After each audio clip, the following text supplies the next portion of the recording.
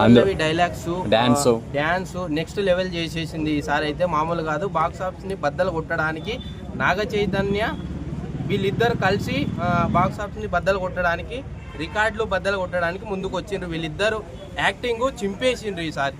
సాయి పల్లవి గారు నాగ చైతన్య అయితే మామూలుగా చేయలే అసలు. ఈ యాక్టింగ్ ఇంకేమని అనుకోవాలన్నా నిజంగా యాక్టింగ్ అయితే చింపేసిండ్రు. డ్యాన్స్ గిట్ట అట్లనే ఉంది. ప్యూర్ లవ్ స్టోరీ అని అంటున్నారు, రియల్ స్టోరీ అసలు రియల్ స్టోరీ అన్నట్లే ఉంది. అసలు లవ్ స్టోరీ లేకపోతే ఇంకో స్టోరీ ఏమైనా ఉందో అర్థం కాలే నాకైతే. అది క్యారెక్టర్ అలాగే అనిపించింది నాగ చైతన్యది. నాగ చైతన్య మత్స్యకారి క్యారెక్టర్ అన్నది కదా, మామూలు కాదు, చించి పడేసిండు ఈసారి అయితే. సో ఆయన యాక్టింగ్ అయితే చించేసిండు. సాయి పల్లవి గారి గిట నెక్స్ట్ లెవెల్ చించి పడేసింది ఈసారి.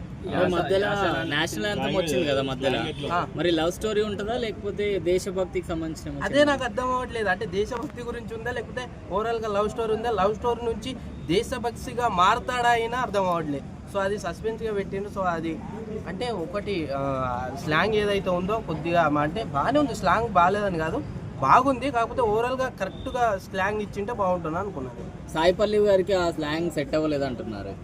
లేదు, అయ్యింది. చాలా యాక్ట్ చేసింది, చాలా మంచిగా. అసలు ఎట్లా అంటే ఎట్లా చెప్పాలనో డైలాగ్ అట్లా చెప్పింది. So okay, thank you.